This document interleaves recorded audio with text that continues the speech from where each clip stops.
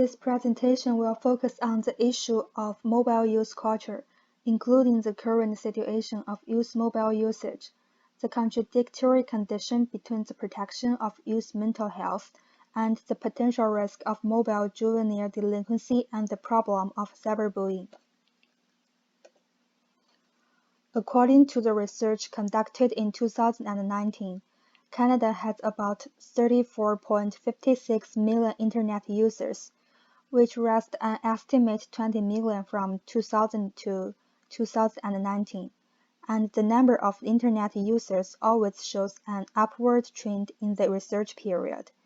It was calculated that almost 96% of the Canadian population are using online services, and results to huge consumption of mobile devices like smartphones and tablets.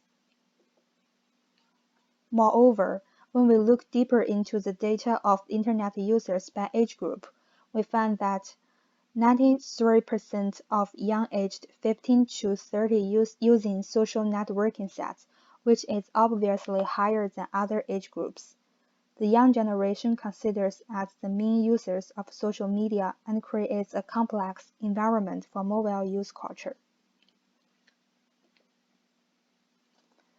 As young people's life is heavily regulated by their parents, families, and schools, there are always numbers of rules about forbidding doing something.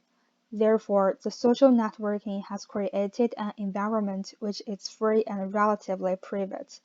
When people use social media, they obtain a comfortable place where their parents and teachers cannot reach, and when they communicate online, it is not necessary to always care about the forbidden rules. Mobile use culture is the expression of young people's individual identity and a way for them to gain independence and autonomy. However, since the early 2000s, especially from 2005 to 2006, it was a time that mobile technology developed incredibly fast, as a mobile phone was not only as a device for telecommunication, it also had abilities to take photos, listen to music, and watch videos. Mobile intended to transfer into media and the condition of mobile use culture became more complicated. From Lim's argument, the attitude of mobile use culture is contradictory. On the one side, the young generation is regarded as innocent and vulnerable, that they are easily influenced and even damaged by the use of mobile technologies. On the other side, as the network environment is free of adult regulation, the youth may engage in some antisocial activities, for example, sexting, cyberbullying, or commit crimes. Cyberbullying has become a significant issue in mobile use culture. From the report conducted by Statistics Canada, about a fifth of young Canadians have been cyberbullied or cyberstalked.